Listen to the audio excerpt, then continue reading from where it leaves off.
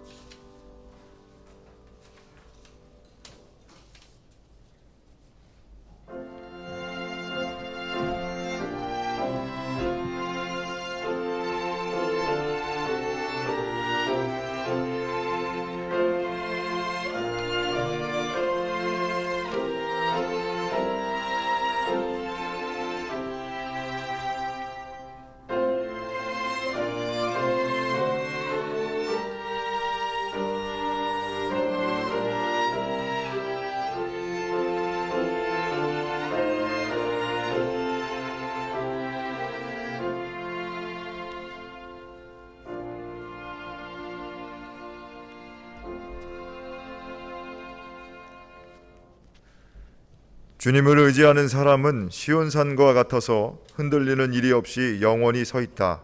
산들이 예루살렘을 감싸고 있듯이 주님께서도 당신의 백성을 지금부터 영원토록 감싸주신다. 의인이 불의한 일에 손대지 못하게 하려면 의인이 분깃으로 받은 그 땅에서 악인이 그 권세를 부리지 못하게 하여야 한다. 주님, 선한 사람과 그 마음이 정직한 사람에게 은혜를 베풀어 주십시오. 주님, 비틀거리면서 굽은 길을 가는 자를 벌하실 때에 악한 일을 하는 자도 함께 벌받게 해주십시오. 이스라엘의 평화가 깃들기를. 아멘.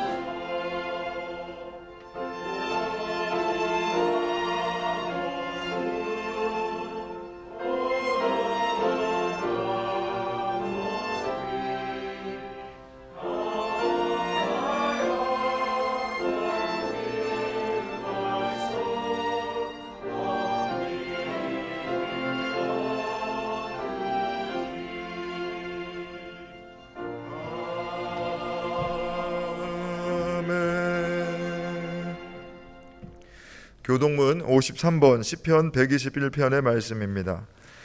내가 산을 향하여 눈을 들리라. 나의 도움이 어디서 올까? 여호와께서 너를 실족하지 아니하게 하시며 너를 지키시는 이가 졸지 아니하시리로다.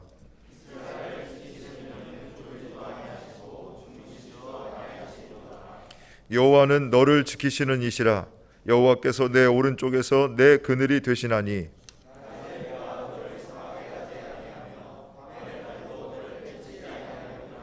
여호와께서 너를 지켜 모든 환난을 면하게 하시며 또 내 영혼을 지키시리로다.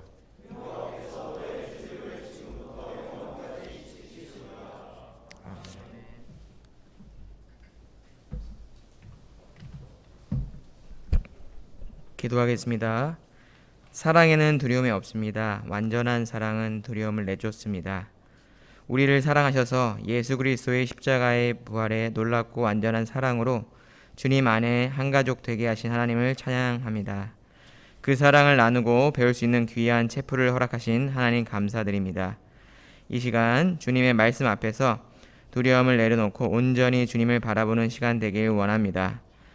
한양 가족과 새학기 가운데 있는 학생들이 삶 가운데서 진정한 진리 되신 그리스도를 알아가고 사랑의 실천을 할 수 있는 귀한 주님의 자녀 되길 기도드립니다. 오늘 말씀 전하시는 목사님께서 성령님께서 함께 해주셔서 전하시는 말씀 통해서 각 사람의 필요에 맞는 말씀으로 필요가 채워주시기를 간절히 기도드립니다. 우리 삶의 주님 되신 예수 그리스도의 이름으로 기도드립니다. 아멘.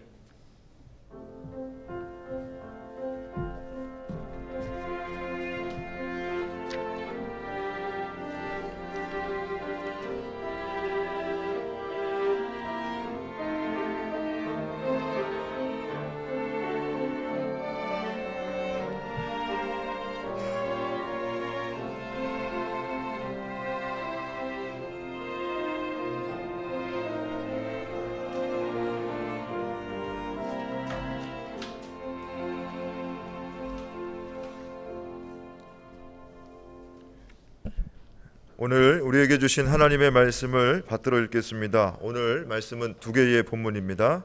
먼저 구약성경 창세기 3장 8절에서 12절의 말씀입니다. 그 남자와 그 아내는 날이 저물고 바람이 서늘할 때에 주 하나님이 동산을 거니시는 소리를 들었다. 남자와 그 아내는 주 하나님의 낯을 피하여서 동산 나무 사이에 숨었다. 주 하나님이 그 남자를 부르시며 물으셨다. 내가 어디에 있느냐? 그가 대답하였다. 하나님께서 동산을 거니시는 소리를 제가 들었습니다. 저는 벗은 몸인 것이 두려워서 숨었습니다. 하나님이 물으셨다. 내가 벗은 몸이라고 누가 일러주더냐? 내가 너더러 먹지 말라고 한 그 나무의 열매를 내가 먹었느냐? 그 남자는 핑계를 대었다. 하나님께서 저와 함께 살라고 짝지어 주신 여자, 그 여자가 그 나무의 열매를 저에게 주기에 제가 그것을 먹었습니다. 구약의 말씀입니다. 이어서 신약성경 누가복음 19장 1절에서 10절의 말씀을 받들어 읽겠습니다. 예수께서 여리고에 들어가 지나가고 계셨다. 삭개오라고 하는 사람이 거기에 있었다. 그는 세관장이고 부자였다.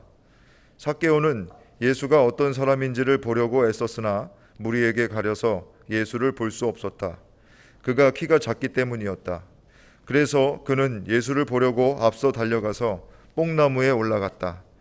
예수께서 거기를 지나가실 것이기 때문이었다. 예수께서 그곳에 이르러서 쳐다보시고 그에게 말씀하셨다. 삭개오야, 어서 내려오너라. 오늘은 내가 내 집에서 묵어야 하겠다. 그러자 삭개오는 얼른 내려와서 기뻐하면서 예수를 모셔드렸다. 그런데 사람들이 이것을 보고서 모두 수군거리며 말하였다. 그가 죄인의 집에 묵으려고 들어갔다. 삭개오가 일어서서 주님께 말하였다. 주님, 보십시오. 내 소유의 절반을 가난한 사람들에게 주겠습니다. 또 내가 누구에게서 강제로 빼앗은 것이 있으면 네 배로 하여 갚아주겠습니다. 예수께서 그에게 말씀하셨다. 오늘 구원이 이 집에 이르렀다. 이 사람도 아브라함의 자손이다. 인자는 잃은 것을 찾아 구원하러 왔다. 복음서의 말씀입니다.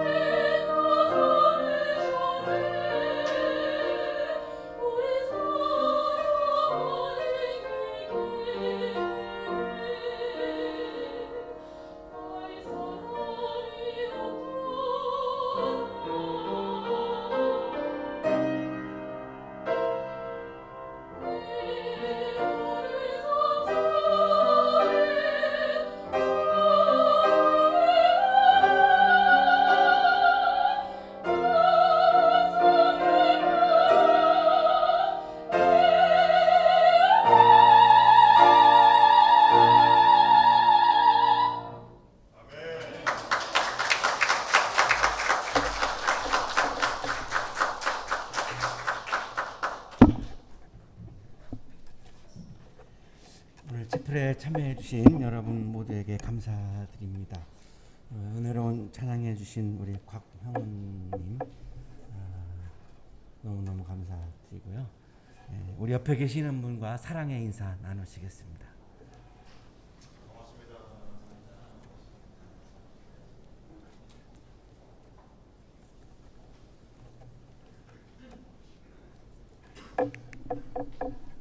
(1870년대에) 러시아의 수도 상트페테르부르크의 고위 관리인 카레닌이라고 하는 사람이 살았습니다.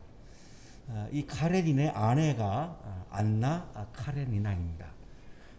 그녀는 아주 매력적인 그런 여성이었습니다. 남편을 굉장히 또 존경하는 마음도 있었고 또 아들을 굉장히 사랑하는 마음도 있었습니다.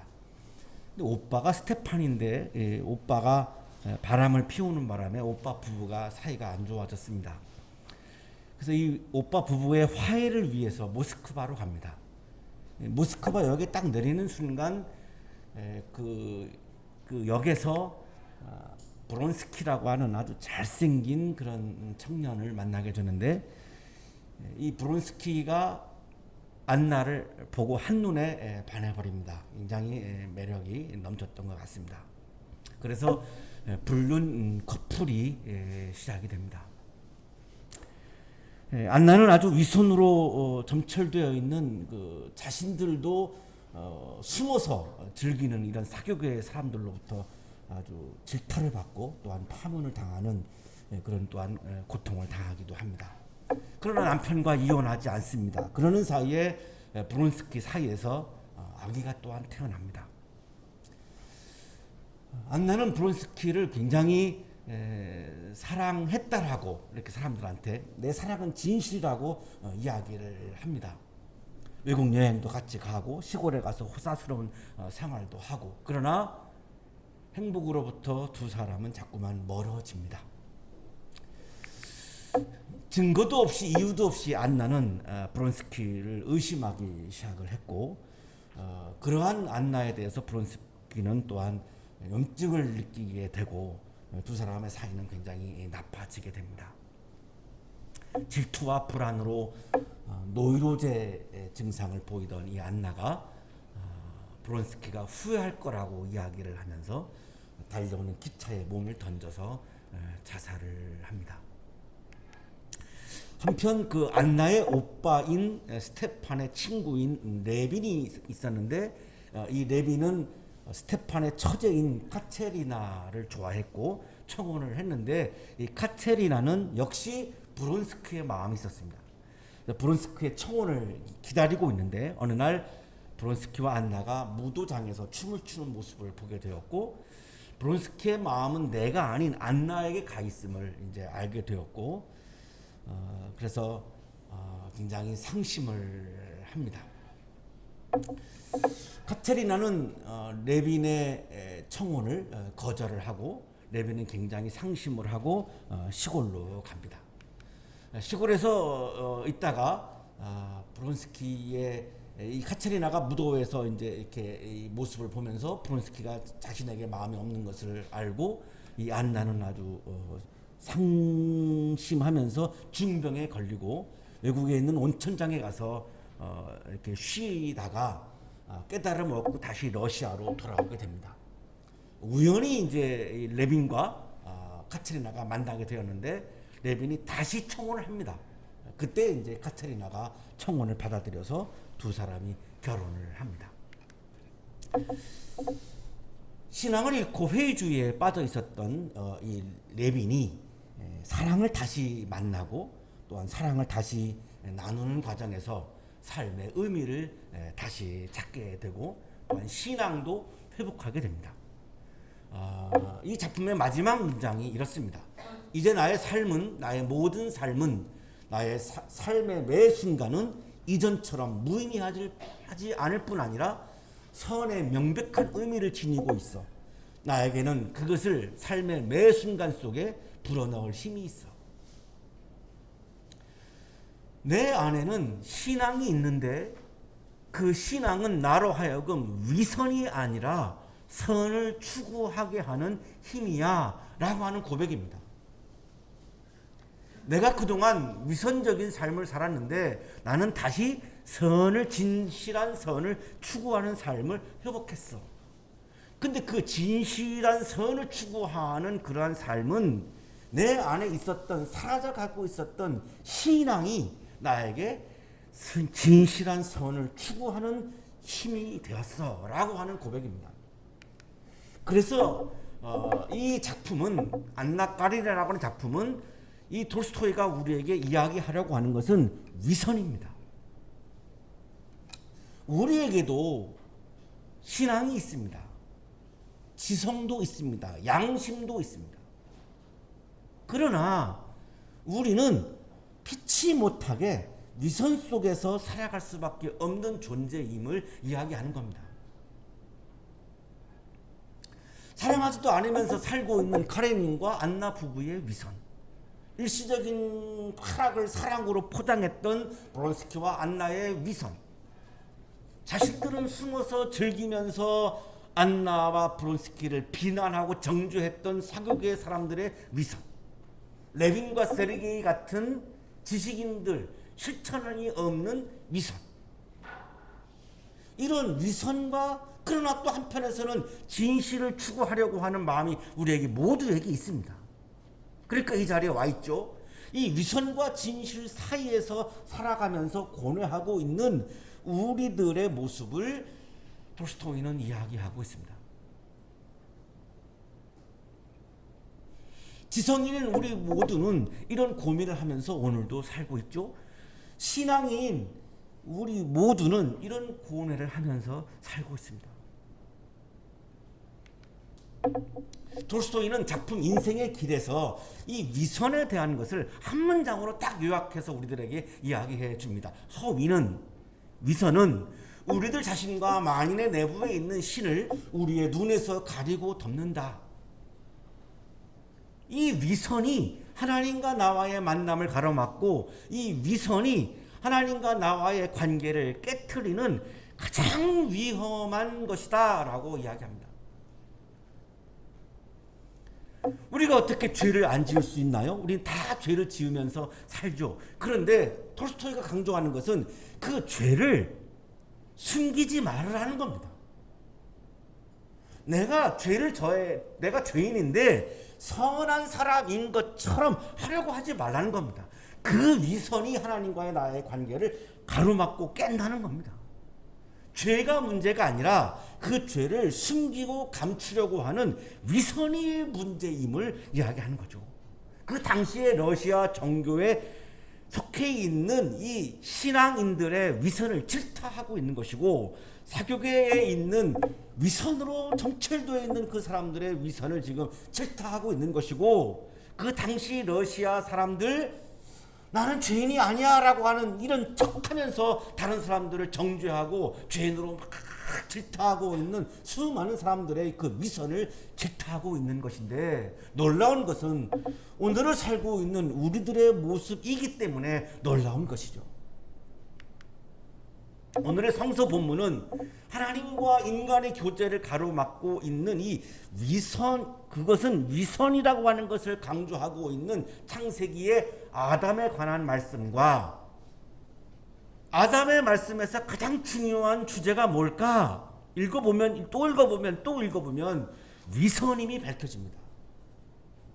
하나님의 명령을 어기고 죄를 범했다가 핵심이 아니고, 그 죄를 숨기려고 했던 아담의 위선이 창세기 3장의 핵심임을 우리가 읽게 됩니다. 그리고 똑같은 죄인이죠. 누가복음 19장에 나오는 삭개오, 죄인 중에 죄인입니다. 세리인이었으니까요. 그래서 유대인들로부터 기피의 대상이었고, 혐오의 대상이었고, 정죄의 대상이었습니다. 아담과 똑같은 죄인인데 삭개오는 그거를 숨기지 않습니다. 그거를 예수님을 만나서 그거를 드러냅니다. 인정을 합니다. 책임을 집니다. 나의 죄에 대해서 책임을 집니다. 무책임하지 않습니다. 이게 결정적인 차이인데, 그래서 진실한 모습을 예수님께 보이고 자기의 죄됨을 진실하게 고백을 함으로 아담은 에덴에서 쫓겨나지만 삭개오는 구원의 세계를 경험합니다. 이 결정적인 차이를 이 창세기 3장과 누가복음 19장이 아주 대조적으로 우리에게 보여주고 있는 그런 본문의 말씀입니다. 하나님께서 세상을 창조하시고 좋아하십니다. It is good. 너무 좋아. good. 막 이렇게 막 연발합니다. 한 6번인가 5번인가 막 감탄하시죠. 그리고 이 좋은 세상을 다스릴 사람을 창조하시는데 이 세상을 다스려야 되니까 다스리는 분은 하나님이니까 자신의 형상을 따라서 사람을 만드시고 너무 좋아하십니다. 사람을 만드시고 나서는 막 너무 좋아하세요. 자신을 닮았으니까 얼마나 좋겠습니까? 여기 교수님들은 자식을 키우면서 난 똑같이 자식들을 똑같이 사랑한다라고 말씀하시지만 거짓말입니다. 부모를, 나를, 아빠를, 엄마도 안 해요. 아빠를 더 닮은 자녀를 더 좋아하게 돼 있어요. 어쩔 수 없어요. 나를 닮은 사람을 좋아합니다. 하나님도 자신을 닮은 이 사람을 너무나 좋았던 거죠. 너무너무 좋아하죠. 자, 그런데 그 사람이 사는 장소가 에덴 동산이고 그 에덴 동산 안에 생명나무와 선과 악을 알게 하는 나무가 자랍니다. 그리고 사람을 관리자로 세우시면서 이 선과 악을 알게 하는 나무의 열매를 따먹지 말아라 라고 명령합니다. 그 이유는 그거를 먹으면 선과 악을 알게 되어서 선과 악을 판단하게 되고 선과 악을 판단하는 것은 하나님의 영역이기 때문에 그것은 하나님이 되려고 하는 시도이기 때문에 먹지 말라고 얘기하시죠. 그런데 아담이 하나님의 명령을 거부하고 따먹습니다. 왜 따먹었습니까? 하나님처럼 되려고, 선과 악을 판단하려고, 정죄를 하고 싶어서, 정죄하면서 나의 도덕적인 영적인 우월함을 증명하고 싶어서. 문제는 따먹지 말라고 하는 하나님의 명령을 거부하고 자기 마음대로 함으로 자기가 하나님이 되려고 하는 마음을 드러낸 거죠. 선과 악을 판단하려고 하는 그 속셈을 다 드러내버린 거죠. 하나님 마음이 편치 않으시죠. 감히 네가 내가 되려고, 하나님이 되려고 해? 자, 이 죄를 범하고 나서 아담이 8절에 보시면 하나님 동산 나무 사이에 숨습니다. 내 죄를 숨기고 싶은 거죠. 들키지만 않으면 된다는 생각이죠. 그러나 그걸 숨길 수가 있나요? 하나님이 다 아시는데 어떻게 숨기겠습니까? 숨길래야 숨길 수가 없는데 어리석게도 아담은 그거를 숨기려고 시도합니다. 이게 우리들의 모습이죠. 죄와 진실 사이에서, 신앙과 우리들의 현실적인 삶 사이에서 내가 피치 못하게 죄를 범하게 되는데 그거를 인정하지 않으려고 하는 마음이 우리에게 있죠. 그걸 인정하면 내가 비참하니까. 아담도 그래서 숨은 거죠. 이거를 위선이라고 부르는 겁니다. 아담의 문제는 죄를 범한 것 자체가 문제가 아니라 이거를 숨기려고 했던 위선이 문제인 거죠. 왜? 하나님을 피하면 하나님과의 만남이 깨지죠. 하나님의 관계가 깨지죠. 하나님의 관계가 깨지면 구원의 세계를 떠나게 되죠. 에덴을 떠나게 되죠. 행복한 삶을 다 상실하게 되죠. 그러니 위선 때문에 발생하는 문제입니다. 죄 때문에 발생한 문제가 아닙니다. 하나님의 명령을 어겼다가 중요한 것이 아니라 어기고 나서 숨기려고 했던 것이 문제인 겁니다. 어떻게 안 어깁니까? 저나 여러분이나 하나님의 명령 전부를 어떻게 다 우리가 지킵니까? 오늘도 어기며 살고 있습니다. 불가능합니다. 그건. 하나님의 율법을 다 어떻게 지킵니까? 불가능하죠. 오늘도 우리는 어기며 살고 있죠. 화만 내도, 예수님은 화만 내도 살인이라고 하셨는데 화 안 내시는 분 혹시 계신가요? 오늘도 한 번 이상은 꼭 화내면서 살죠. 그러면 오늘도 나는 살인죄를 범한 건데 어떻게 내가 죄를 범하지 않고 산다는 말인가요? 이거를 숨기려고 하는 거를 지금 문제 삼고 있는 거죠. 그래서 하나님이 아담이 숨으니까 하나님은 같이 있고 싶어요. 하나님은 우리와 늘 함께 있고 싶어 합니다. 그래서 내가 어디에 있니? 라고 물으신 거예요. 같이 있고 싶어서. 하나님은 이 순간에도 우리와 함께 있고 싶어 하는 거죠. 그래서 여기에 오신 분들을 하나님은 보시며 심히 좋았더라 아마 이렇게 감탄하시겠죠. 같이 있고 싶어 하는 분이니까. 대답합니다. 아담. 두렵습니다. 하나님이 두려워서 제가 숨었습니다. 왜 두렵죠? 죄를 범한 것을 자꾸 숨기고 하나님을 피하니까 지금 두려운 거잖아요. 그거를 그냥 고백하고 진실하게 제가 죽을 죄를 지었습니다 라고 고백하면 끝날 거를 왜 이거를 자꾸 숨길까? 이게 문제인 거죠. 그냥 드러내고 제가 잘못했어요. 죽을 죄를 졌어요. 제가 처벌을 달게 받겠습니다. 그러면 하나님이 어떻게 하실까요? 처벌하실까요? 안 그래요. 우리랑 함께 있는 거를 좋아하시기 때문에 그렇지 않죠. 우리를 다 용서하시고 품으시고 껴안으시는 분이잖아요. 하나님이 추궁합니다. 내가 먹었느냐? 내가 먹지 말라고 한 거를 내가 먹었어? 왜 질문을 하셨을까요? 왜 추궁했을까요? 아직도 하나님은 기다리고 있는 거죠. 내가 죄인임을 고백하기를, 진실한 마음으로 내가 죄인임을 고백하기를 기다리기 때문에 다시 한번 또 추궁하신 거예요. 기회를 주고 계시는 거죠. 정직한 고백을 이끌어내시기 위한 거죠. 예수님이 이 땅에 왜 오셨나요? 의인을 위해서? 죄인을 위해서 오셨죠. 죄인으로부터 그 죄의 고백을 받으시고 고백을 들으시고 그 죄인을 구원하러 오신 거지, 하나님이 의인을 위해서 오셨나요? 나는 의인이야 라고 하는 분은 예수님 못 만납니다. 예수님은 의인을 부르러 오시지 않았다고 하셨기 때문에. 의인된 입장에서 너는 죄인이라고 정죄하는 것은 그리스도인이 하면 안 되는 일이에요. 다른 건 몰라도 그건 정말로 하면 안 됩니다. 왜? 우리가 의인이 아닌데요. 예수님은 죄인을 부르러 오셨지 의인을 부르러 오신 게 아닌데요. 남자가 핑계를 댑니다. 그것도 비겁하게 여자에게 책임을 돌립니다. 이런 비겁한 남자가 있습니까? 돌릴 데가 없어가지고 그것도 내가 사랑해야 되는 대상, 나의 파트너인 여성에게 책임을 돌려요. 진짜 비겁한 남자예요. 우리 여기 있는 여성 청년들은 이런 남자 만나시면 안 돼요. 정말 이건 사나이도 아니고 이게 뭐예요 이게.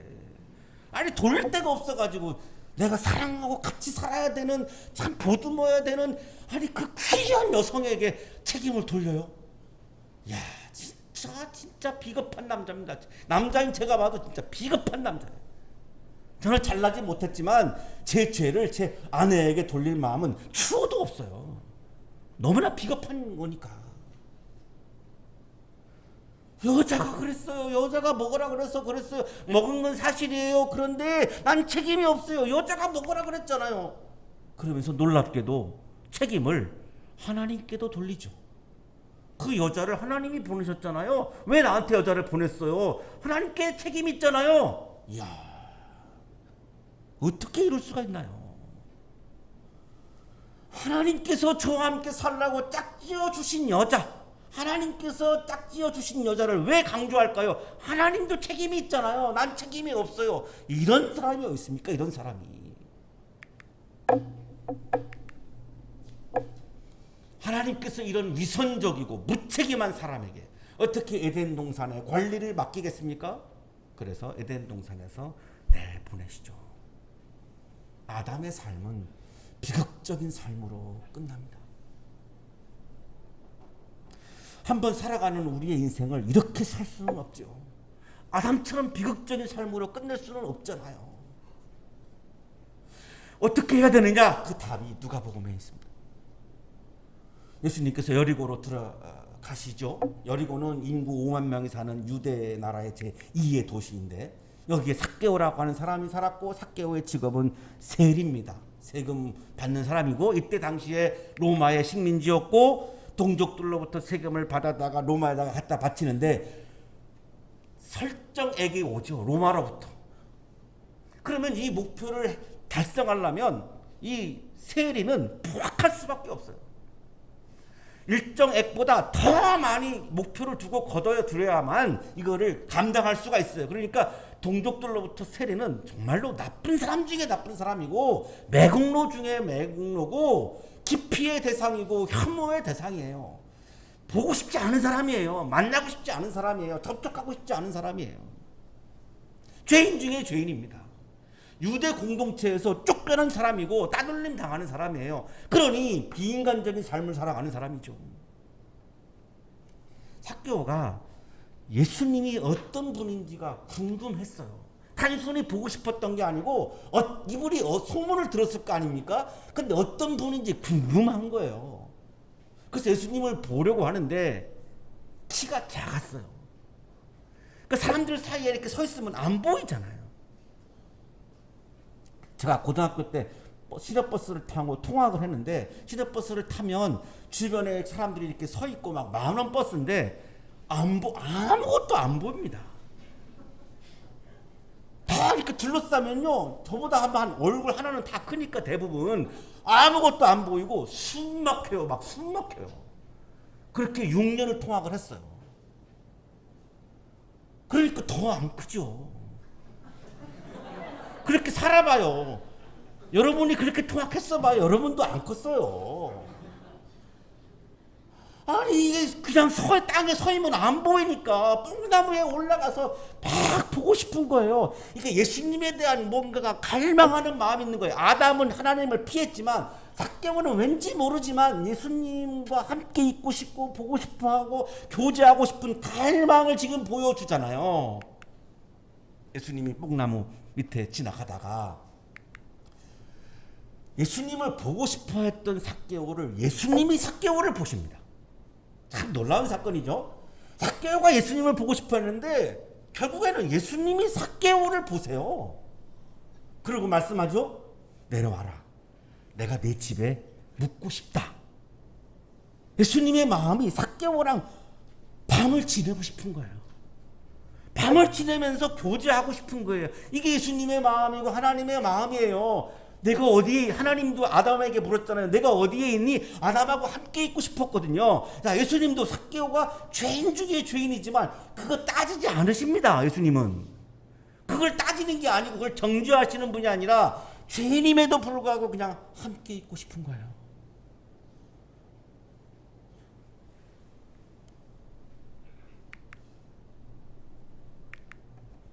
삭개오가 너무나 기쁘죠? 모든 유대인들은 자기를 기피하고 혐오하는데 이 유대인 남성은 자기 집에 가서 묵겠다고 하니 어떻게 이게 이런 일이 막 기쁜 거죠. 그래서 얼른 내려와가지고 예수님을 집에 모셔드렸죠. 그러니까 사람들이 어떻게 해요? 수군거려요. 왜 그랬을까요? 아니 예수님이 죄인집에 들어가? 그 말은 삭개오는 죄인이고 우리는 의인이야 라고 하는 위선을 보이고 있는 거죠.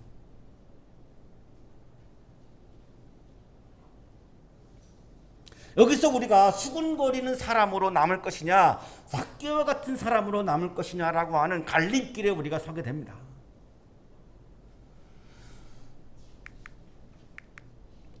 이들은 예수님과의 교제하는 것에 대해서 아무 관심이 없고 타자를 정죄함으로 나의 의로움을 드러내고 싶은 것뿐이에요. 집에 들어갔는데 삭개오가 고백을 합니다. 자, 8절이 클라이막스예요. 주님, 내 소유의 절반을 가난한 사람들에게 나누어 주겠습니다. 쉽지 않은 거죠. 세리니까 재산이 굉장히 많았을 것 같아요.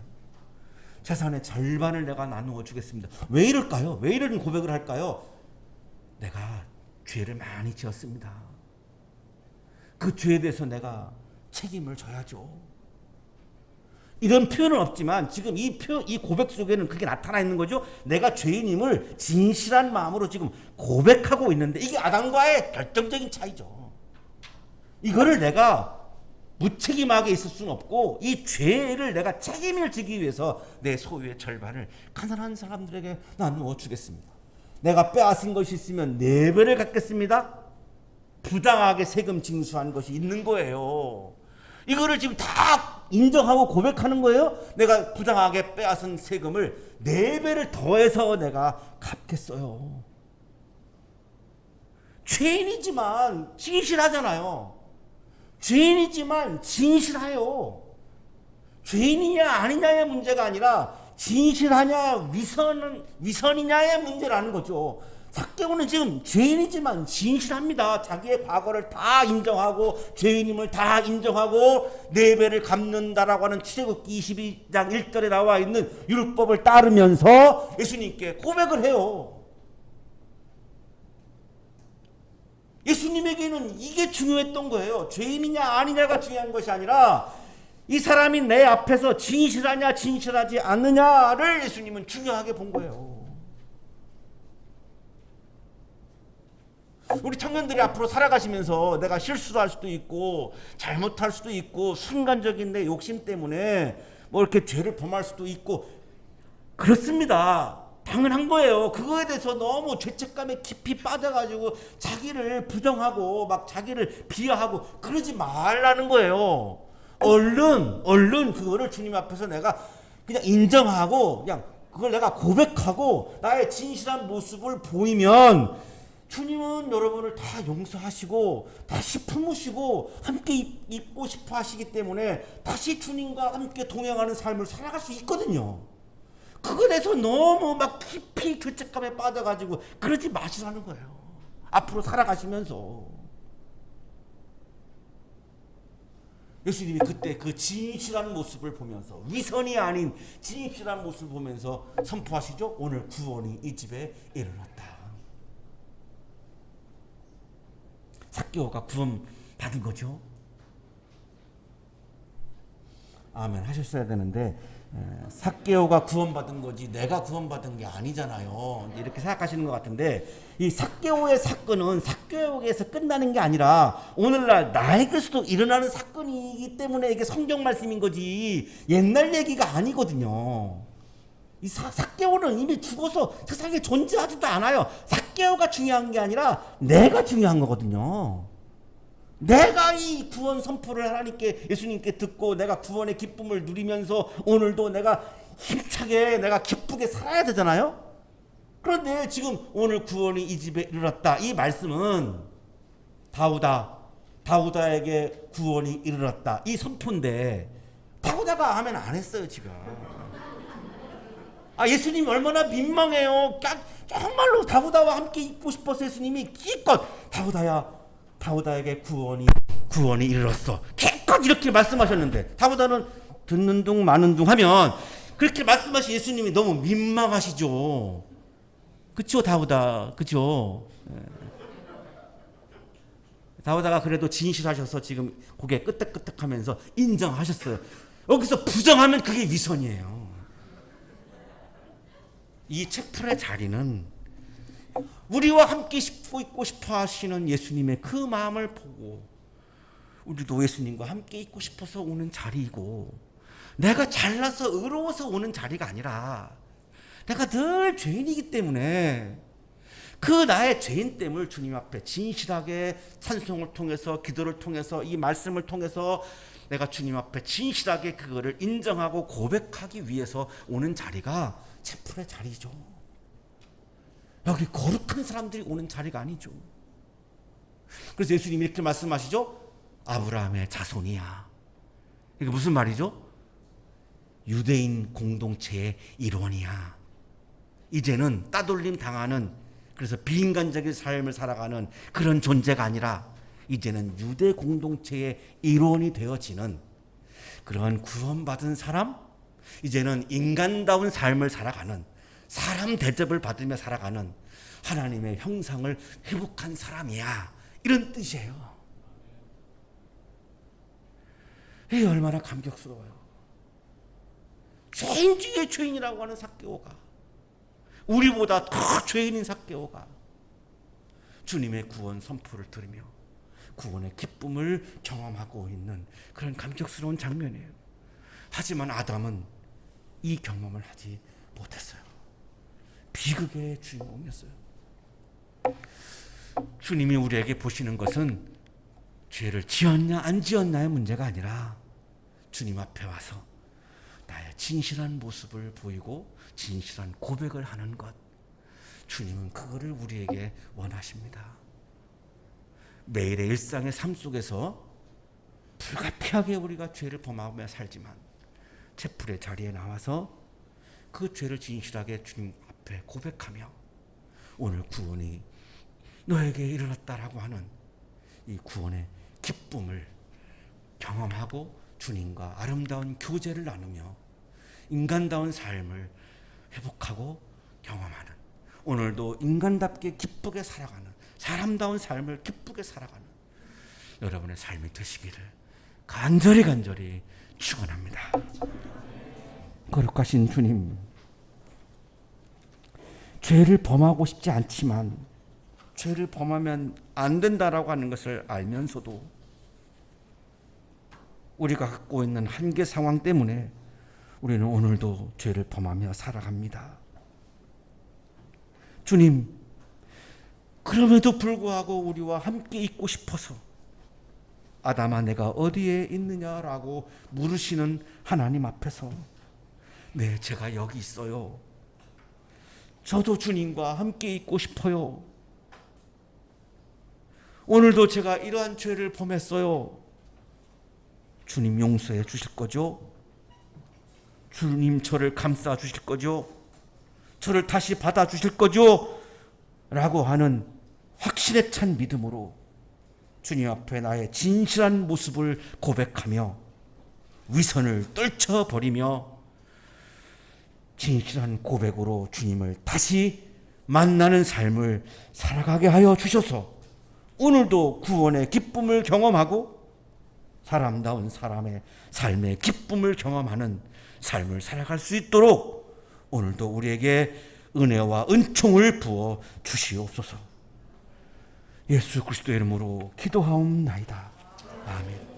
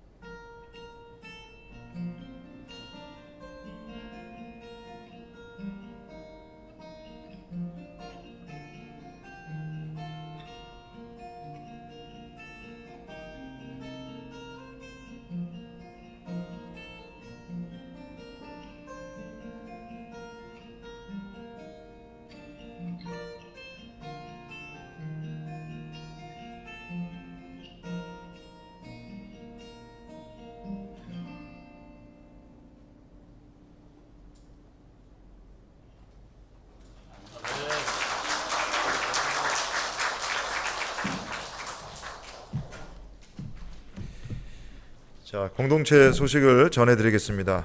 이번 주는 창조절 넷째 주간입니다. 이 자리를 기억하시고 함께 예배드리시는 모든 분들, 그리고 예배의 각 순서를 담당해 주신 분들, 주님의 은혜와 평강이 함께 하시기 바랍니다.